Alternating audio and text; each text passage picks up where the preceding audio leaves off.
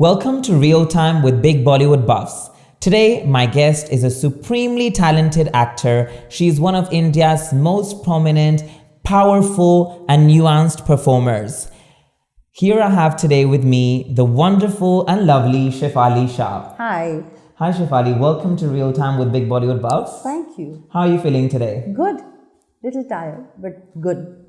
Great. So, in your career spanning about 3 decades now, you've done so many roles, you've played so many characters on TV and films, and some of your most memorable characters, for me, I think one of the roles that I loved you in the most was Dil Dhadakne Do, and I think a lot of people remember you for that role.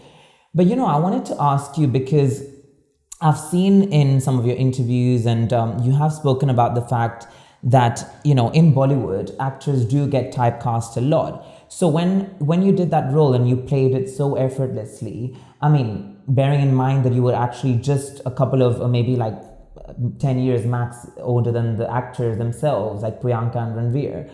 But you played it so convincingly that I think obviously you started getting a lot of similar roles, right? So was it a conscious decision to not play like a mother on screen after that? Yes. Okay. Very conscious decision. Yeah. Because I knew that once I did that, I'd done that mistake some years ago. Yeah. And if I did that again, then there was no going back. Yeah. So you rejected a lot of roles post that. Rejected is the wrong word, but I said no to two particular films. One was Kapoor and Sons. Oh, okay. And one was Neerja. And both were fab roles with amazing directors. Yeah. But I just thought that I really didn't want to do any kind of stuff in a similar age bracket. They're both films that did really well at the box office. But as you were saying, you have to look at the whole, your particular role as well and not just the script. But both the roles were very, very powerful. Yeah. Very powerful. So in Kapoor and Sons, was it the mother's role? Okay. Yeah. Okay. Yeah. Yes, lovely movie.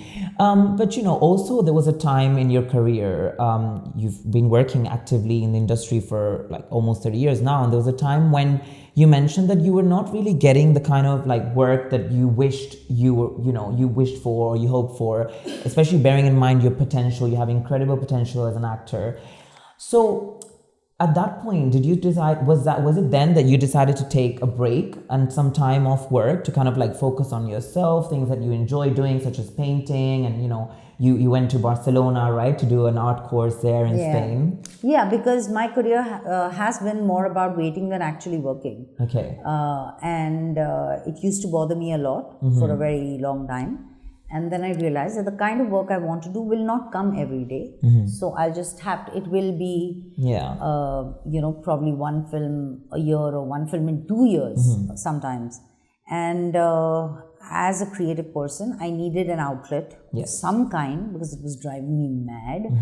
And I said, you know what, let me go and study something. I want to study art. I've been thinking of it. So I went to Barcelona. I went to school. And it was for 3 months. Okay. And that's where I kind of lived like a student, which was fantastic. That's such a great opportunity. Also, you travel, you get to experience other cultures, and that's lovely. And obviously then came the rise of OTT. So then we saw you in roles in movies such as Jalsa and Darlings, and these were very powerful characters as well. So what was your thought process from the time when you read a script to the time when you sign it and start preparing for the role? Are you one of those actors who tends to do a lot of research, and would you consider yourself a method actor? No, I'm not a method actor at all. Okay. I don't know what do you mean by method, because it's not like you have a instruction manual where you say, oh, expression number 33 will be applicable in this scene. Yeah. It doesn't work for me. And if you have to play a scene where you're dying, do you really die? You don't. So I don't agree with it. I can't do it.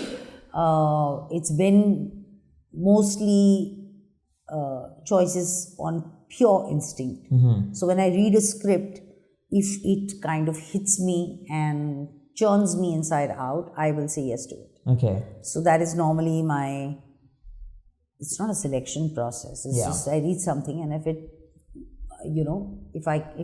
Yeah. kind of Strikes a chord. strikes with a you. chord, I'll do it. Yeah. Yeah. Interesting. And now, obviously, moving on to Delhi Crime Season 3, which is coming up next.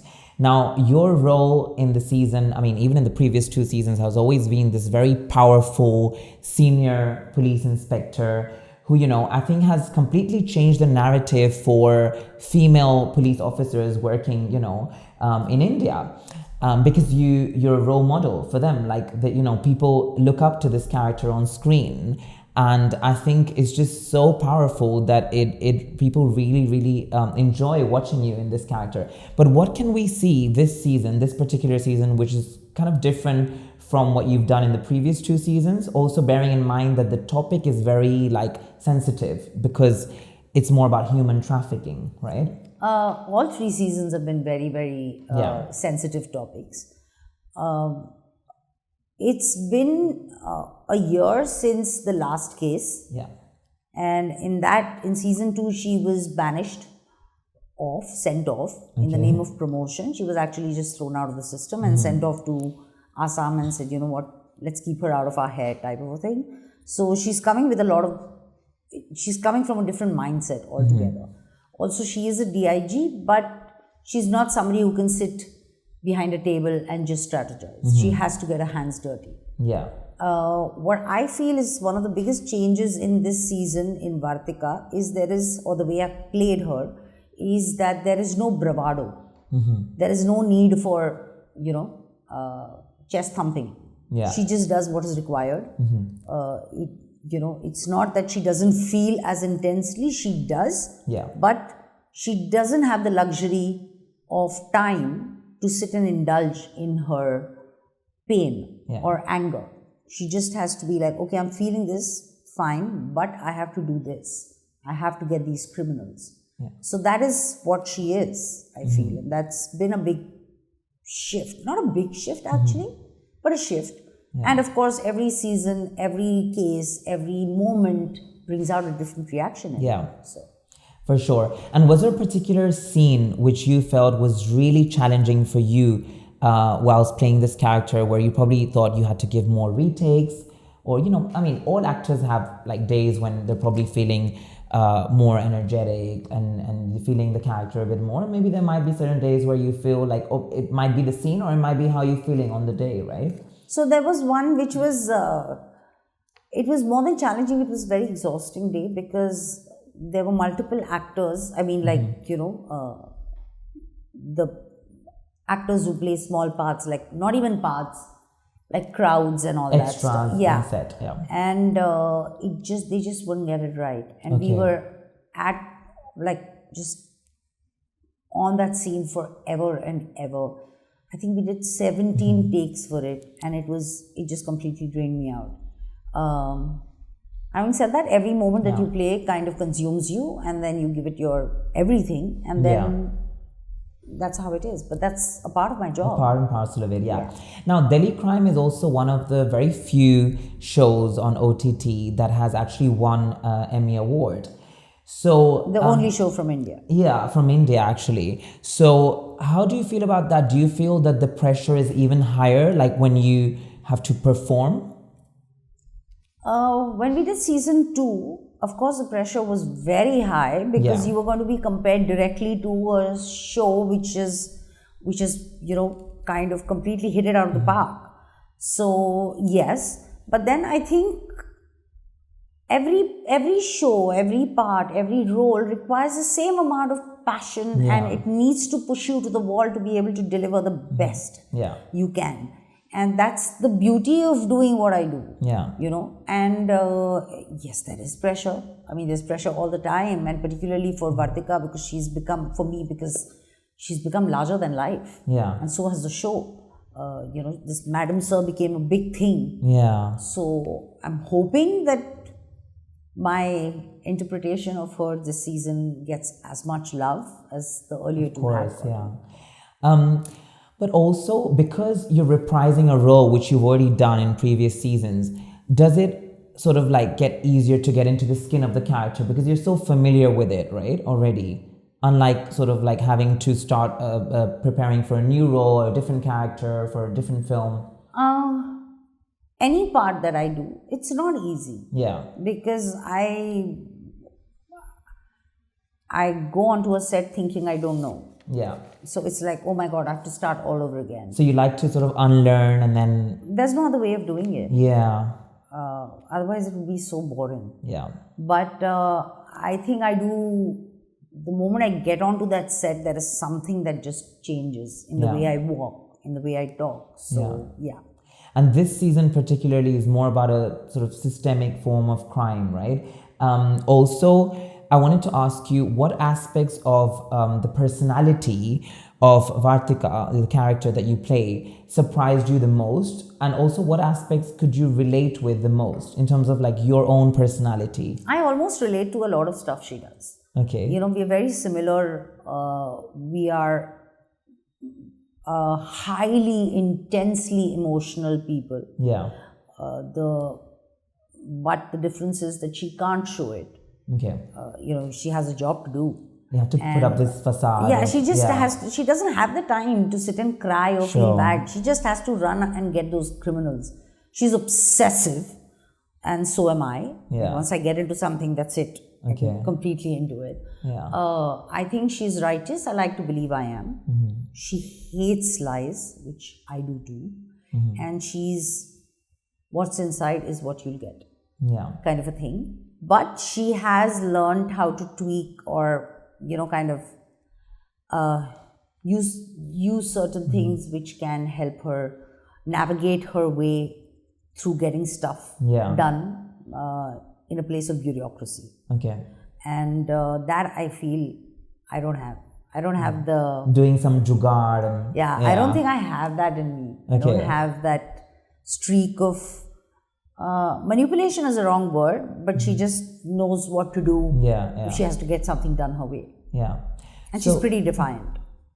Interesting. I mean, it's interesting to see how there are many aspects of your own personality that are similar to the characters. But then in a way, like when you have to sort of like bring in your own similar experiences that you've had in the past, sometimes you can probably relate to it more, right? In particular scenes?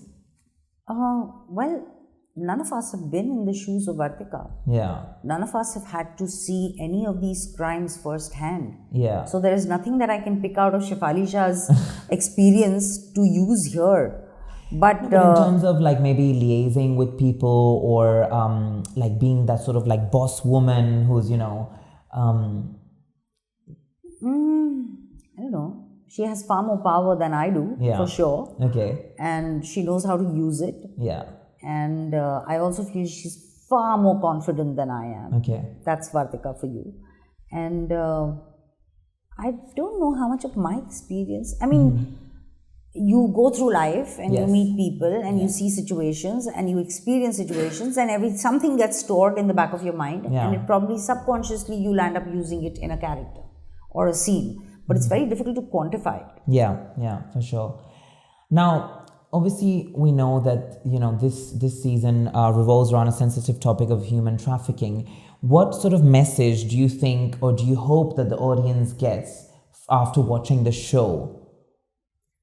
Well, I think, you know, the show is more to get you to reflect on what is happening in the society. It's like mirroring, it's a mirror to what you may choose to not see or see, but you'll get over it a couple of, you know, in a couple of days. With the show, it stays with you forever. Yeah. And I also feel the need to keep your antennas up. To, you know, be able to catch if there is something going wrong around you, to be able to first see it. Because we're all so consumed by our own lives. Yeah, that's true. That we kind of probably don't catch things which you otherwise should have. Yeah. And do something about it. Yeah. How do you think Delhi crime has changed the narrative or the landscape for women-led shows in India? Because obviously it's I mean, I know I don't like to really use the term like women-centric character, but in a way, there are a lot more shows on OTT where the female character has a strong role, which is something that probably when you entered the industry was not there at the time, right? Absolutely. Yeah. In fact, OTT changed that thing for a lot of actors Yeah. who may have been great actors but not stars. Yeah. Who didn't fit into the hero or the heroine category. And sadly, in commercial films, people didn't know what to do with them. Yeah. And then there are women-led parts. I mean, OTT is the one that kind of gave it to us, For sure. where every small character is an important character. And secondly, there is no character defined or how do you put it? Age is really not the problem here. I was 40 when I was offered BC1. Yeah. And I was not exactly conventionally beautiful, like tall, thin, fair. And I was not 18 to 20 years. Yeah. And still, I got to headline a show. And that has to be because of the OTT platform. Yeah, and also that was not really required for the character, right? That you should be within a certain age gap, or you should look a particular way. Absolutely. Yeah. But they could have, looked at a star probably. Yeah. But they chose an actor instead. Yeah. So Vartika is a very empowering character, very authoritative as well. Do you think playing this character has sort of made you understand leadership and justice a bit better and have like a different view on these two? Well, leadership, I don't lead anybody. Yeah, but do you feel you have leadership qualities within you? I don't know. I'm not in the profession where I need to lead. Yeah. I need to work with people. Yeah. That is the important part of being a part of this industry. Yeah, true. You have to work with people. Yeah. In fact, be like a good team player. Absolutely. Yeah. In fact, I think it's far more important to be a part of a team rather than just being selfish and saying, I'm going to just prove myself. You are a small part of a very big project. Yeah. If the entire team doesn't work, that's true. It's not going to work. Yeah. So, there is this need in actors to prove that I am the best, which is only fair, but not at the cost of the show or... For sure. But then do you feel a lot of stars, more than actors, are self-obsessed? I don't know. I don't know a lot of stars. No, but like you've worked with so many of them, right? Oh, like I've been very lucky. I've worked with Mr. Bachchan, yes, who is an idol. In Vakt, who is an icon, who I absolutely adore and respect. I mean, there can't be a bigger star than him. Yeah. And he's one of the most humble, punctual, dedicated people I have seen. Yeah. And so I don't know what stars you're talking about. Luckily, I haven't worked with them. That's great. So you worked with him in the movie Vakt, right? Which released in 2005. Then we did last year also. Okay, yeah. I clearly remember watching Vakt. The songs of the movie were great as well. Yeah. And so, obviously, playing this character must have also sort of given you a better understanding of the law, like in India, law enforcement and things like that, which you might have had to do a bit more research on. Season 1, the entire case, it was out in the public domain. So the script was written with all that material. Yeah. Rishi had taken 6 years to write that script. So it was a rock solid blueprint. So there wasn't much that I had to do. Yeah. I just had to make sure I followed what was there. Follow the script. Yeah. But of course, your character grows. Yes. And these are all very technical things. So I can't, I will never get access. I mean, I had the honor of meeting Chaya Sharma, who cracked the Nirbhaya case, who is what Vartika initially started being modeled upon. And she was very kind to answer all the questions I had at any point of time in my shoot. But you need rock solid research for this. Yeah. And it's not just as simple as, there's a whole team behind it. Absolutely. Yeah. You need an extensive team. You need access to all those files or those people to be able to get down to all of it. So, yeah. So when you meet, I mean, as you mentioned, like you met Chayama, right? Yeah. And, when you meet women who are actually police inspectors and this is their day-to-day job, is this kind of required for the role to gain a better understanding of the character? And do you interact with a lot of these women who are police officers? I haven't. You haven't? Okay. I'm not proud of it, but I haven't. Okay. I mean, because a lot of actors do tend to like, if they're playing a journalist and maybe they'll sort of interact with a real life journalist, and but I guess it just depends on so many factors like time frames and all of that. And I right? didn't have the access to. Yeah. It's not like via somebody also I knew, this person, can I get access and can I shadow this person? Sure. I did not have access to. Sure. So I wanted to ask you, when you play such heavy scenes, which requires so much of you mentally as well, and it can be very exhausting, like coming back home after a long day on set, how do you sort of unwind and disconnect from that character and go back to being Shefali Shah? Because, I mean, I know that there are certain things that, I mean, you have mentioned before that are therapeutic for you, such as cooking or painting and all of that. But just like generally, I don't do any of that when I'm shooting. I'm obsessed with my script and I have no interest in disconnecting from it. Okay, I see. So I go back, I shower, I have food. Of course, I'll talk to my family if we're on the dinner table together. And then I will go back into my script. Yeah. That's exactly what I do. Okay. I'm obsessive. So has it ever happened that you're kind of playing that character whilst you're home as well and behaving like that character? No? Okay, because sometimes actors can get so much into the skin of the character that for a certain period of time they kind of like, get obsessed with it, and then someone at home has to tell them like, listen, snap out of this, like go back to being yourself. Like if I'm doing an intense scene or if I'm going through that pressure, which you see on Vartika almost all the time, I give everything to that scene. I'm totally consumed. I have nothing left to take back. Yeah. For sure. Now, I also wanted to ask you, I mean, earlier we were talking about, sometimes using your power when you're very powerful as a person or in a certain position. Have you ever sort of used your celebrity status to get away with things or from a situation, perhaps? Not that I can remember at all. Okay. No. There is a particular scene which I think you performed really, really well in Dil Dhadakne Do, which was, I think you probably know which one I'm talking about. So the scene where you were literally like stuffing yourself with cake, and we could see that level of sort of anxiety, frustration, all of that, like different layers within that character. And I think probably a lot of women I have spoken to, myself as a journalist, have told me from the audiences that they could resonate with the character, and could see themselves in those shoes, being this woman who's probably in an unhappy marriage,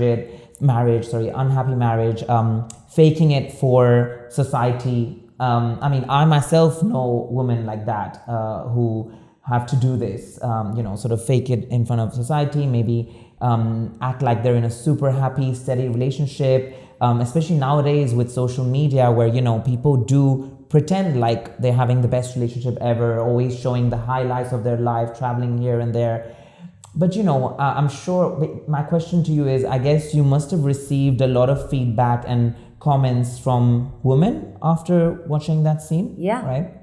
And so many of them said that, we've done this at some point of time in our lives. Okay. Yeah. So it was, I remember when I went, because, when I was working on that film, before we got shooting, I didn't have a reference point. Okay. In terms of, I come from a very different strata. Yeah. My parents came from a lower middle class and grew up to be middle class. So I don't know this world at all. I didn't know it.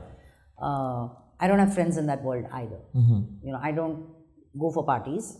Okay. I don't. Are you not interested in these film parties? I'm not interested. I get bored. Yeah. Unless it's one of my closest, and I don't have any friends from the industry. But sometimes I've heard from actors that it can actually be an opportunity to do networking and get a role offered. Yes, and must be so and must be true. But now, sadly, I don't do it because I just can't. Yeah. You want to prioritize your well-being and... It's not about that. I just don't enjoy it. Yeah. I don't have friends over there. I would love to sit at my house and party with my closest friends. Sure. And they're not from the industry? No. Okay. No. Except one of my friends, and she's not even, she's my oldest friend, and we started theatre together. Oh, yeah. So that way. But, so it's, I didn't have a reference point for Neelam Mehra. But I just knew that she was hoity-toity, she was manipulative, and she was for all the facade that she put up, she was a totally broken person. Yeah. And when I went to Delhi, where there is this, I mean, that's where, they are based. And that's the strata that we were talking about, the high society. Yes. And so many women came up to me and said, it seemed like my story. Yeah. Which is commendable. Yeah. And that's sad. It's sad, but also it just shows that you played that character with so much conviction, and a lot of people could resonate with it. And yeah, I think it's just the power of your acting, because I think as an actor you're just amazing. Like, I've been watching you for years. Like I said, from the time of Vakt, when I was a child myself, and I was always a fan of like going to the cinema, watching movies in Spain, which were actually not like released, that many were not released at the time, but now in the UK, of course, like I think and also as a journalist, you kind of do have to watch all these movies. So that's, I think, honestly, your graph, you always kind of like making sure that the graph of the character grows. And talking about Dil Dhadakne Do, I think also having an amazing director like Zoya Akhtar, that helped a lot. I mean, I interviewed her last year when she came to London, and Reema as well for Super Boys of Maligaon. And I just think that I even told her that, listen, what you've done to contribute to the tourism in Spain has been amazing. Post Zindagi Na Milegi Dobara, because, I'm from there and I see people like constantly wanting to get their visa sorted to travel to Spain after watching that film. So, I think it's just whatever you do on screen, I think always has an impact on the audiences. True. So I'm sure that's something you also take into account when playing any character. Yeah, I mean, and well, I guess every sensitive, human being has similar choices. And I choose what seems right to me.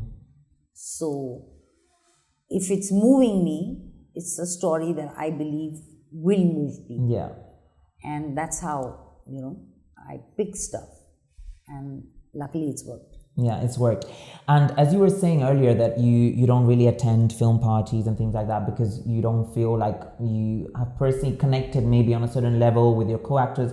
You do sometimes form a bond with certain actors, and then you might get to work with them after a couple of years.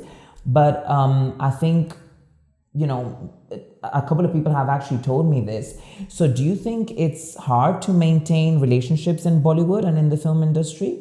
The thing is that, you do a film, you'll become close. Yeah. And you have all intention to continue that bond, even after set. Yeah. And meet and hang out and chill together. But then life happens. Yeah. And you can't coordinate It's time hard to and keep stuff. in touch. You don't. But then when you're doing a show like, let's say, Delhi Crime, it's like when you come back together, it's picking up from where we left. And that's what the team is like. That's great. Yeah. That's great. That's what Vartika's team is like. Yeah.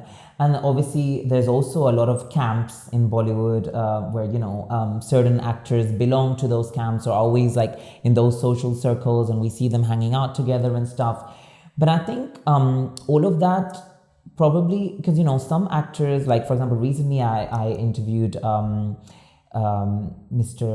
Naziruddin Shah as well, and I think what happens is, like, there are many actors who generally are not that sociable, and they probably just want to, like, it's amazing because when they're on set, it's like there's a switch that goes on and they perform so well, but then after that they're just back to being themselves and they're probably not very social. I think that something similar was said about the late Sri Devi, that she was just someone who would like automatically have this switch button on set and perform beautifully, but then she was not really like a very social person. But I think with you it's probably different, right? Because you can be social, but you probably need to be around the people who you feel comfortable with. Yeah. Well, thank you so much for joining us today on Big Bollywood Bobs. Thank you. Here's wishing you all the very best for Delhi Crime Season 3. And just want to tell our viewers that Delhi Crime Season 3 is going to be releasing on Netflix on the 13th of November. So make sure you watch it. Thank you. Thank you so much.